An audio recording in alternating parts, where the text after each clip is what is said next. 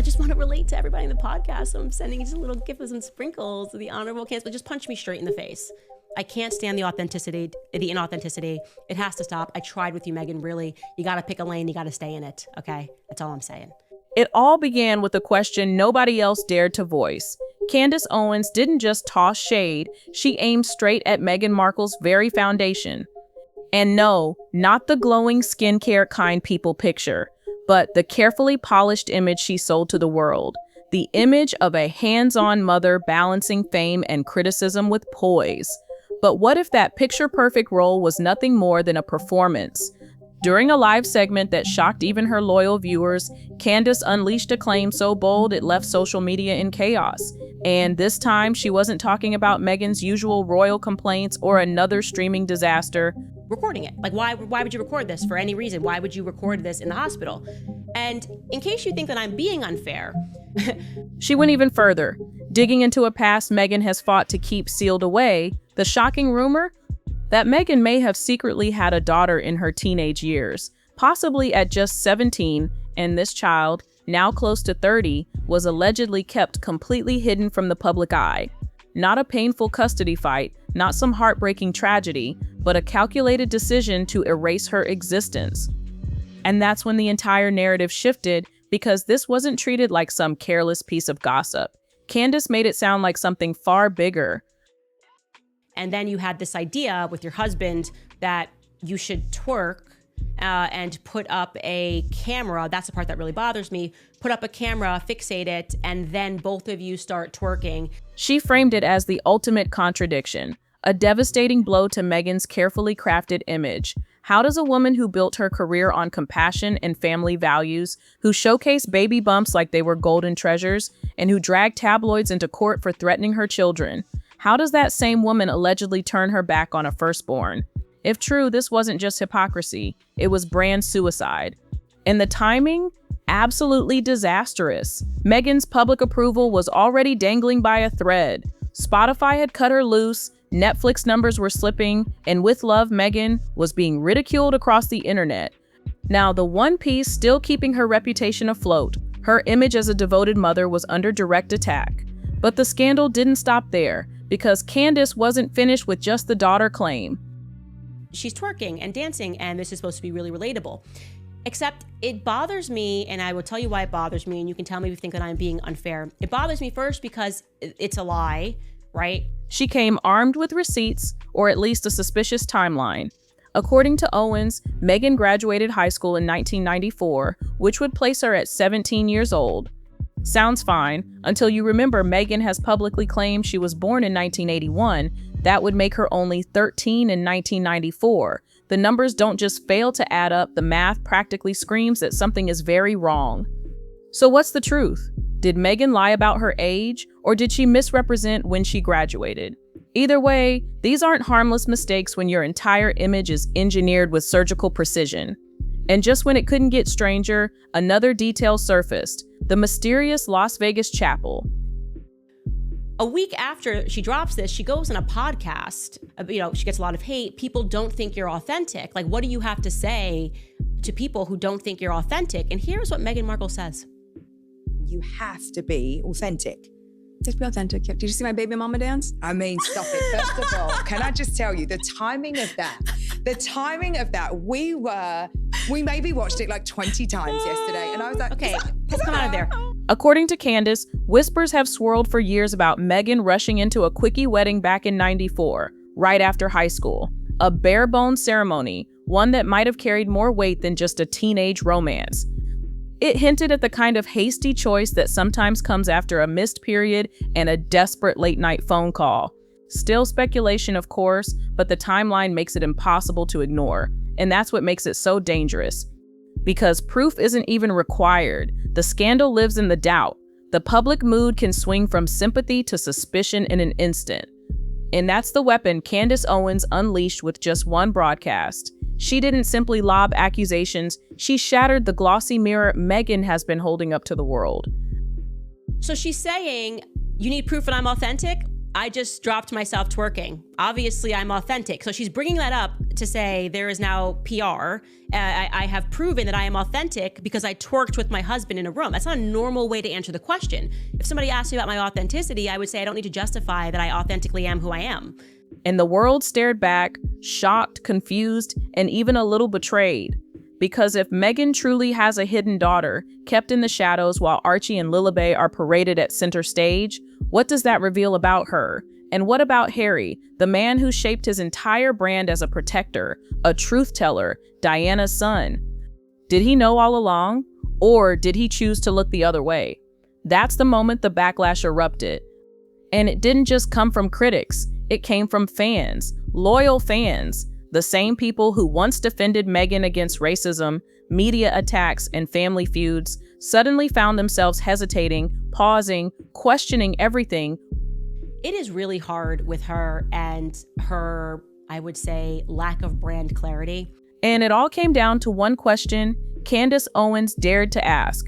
Meghan's polished life had always been built on precision. Perfectly staged interviews, dreamy documentary lighting, speeches about kindness, motherhood, and healing old wounds. But suddenly, that tight grip on her own story slipped away.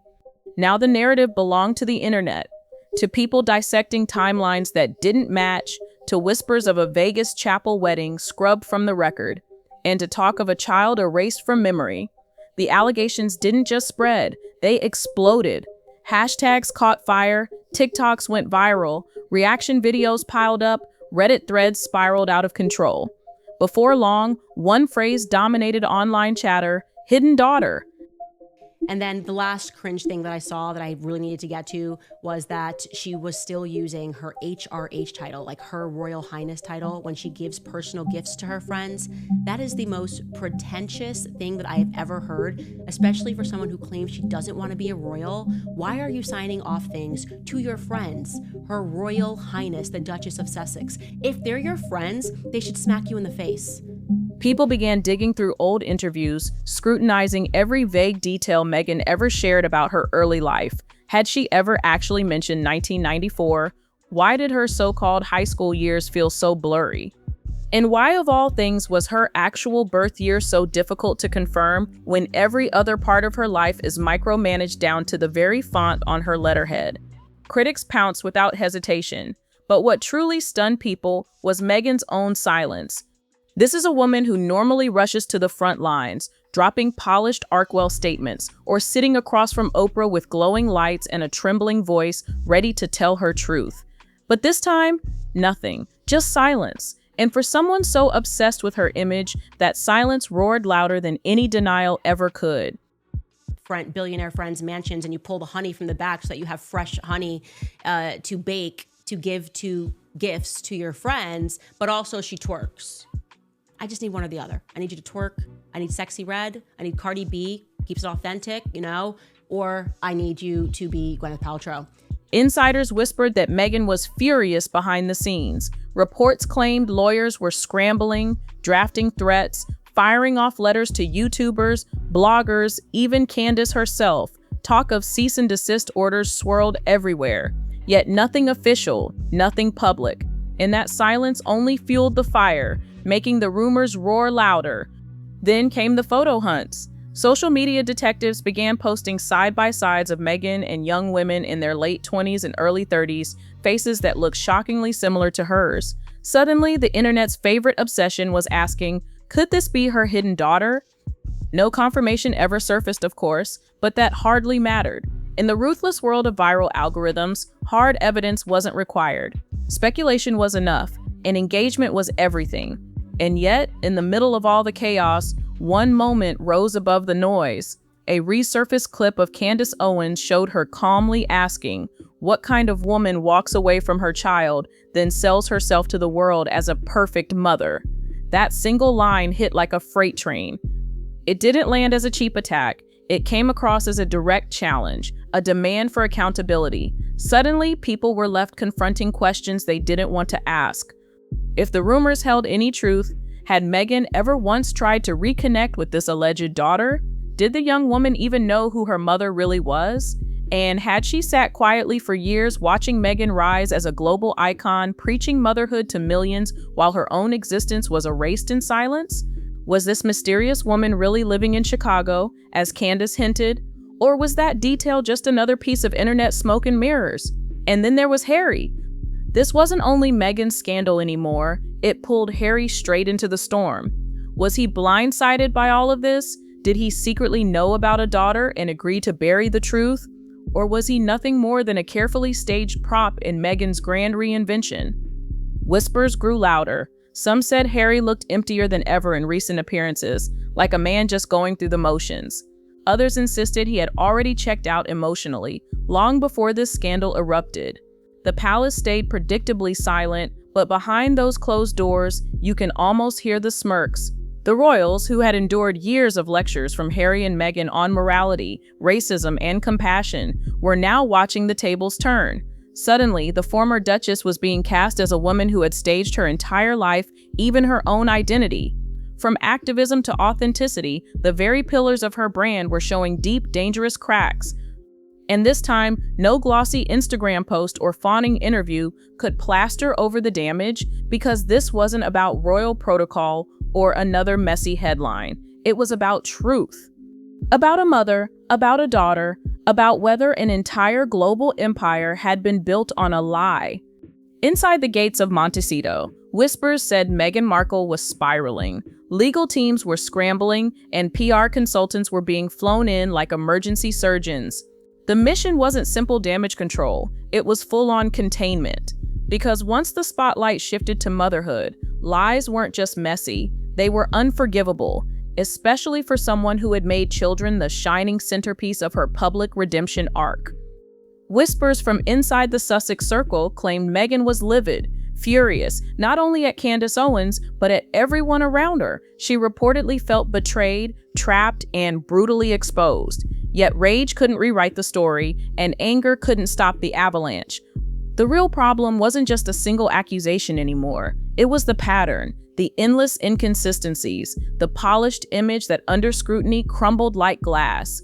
People started revisiting old Meghan moments they had once laughed off or ignored, like when she claimed she had never Googled Harry before meeting him, even though archived blog posts suggested otherwise. Or when she insisted she didn't know how to curtsy before meeting the Queen, despite having attended a school where theater etiquette was part of the training. Then there was her claim of not being close to her father's side of the family, yet countless childhood photos showed the opposite. On their own, these things once seemed harmless, maybe even quirky, but now, under the shadow of a possible hidden daughter, they looked like glaring red flags, early warning signs of a much deeper habit of rewriting her own story. And Harry, his situation wasn't any brighter. The world had watched him fall from beloved prince to podcast guest to what many now dismissed as nothing more than a sidekick in his wife's Hollywood chase. But if Meghan truly had a daughter and kept it from Harry, or worse, pulled him into helping hide it, what did that do to his reputation? The same man who accused his family of being cold and heartless was now standing in a glass house built on secrets.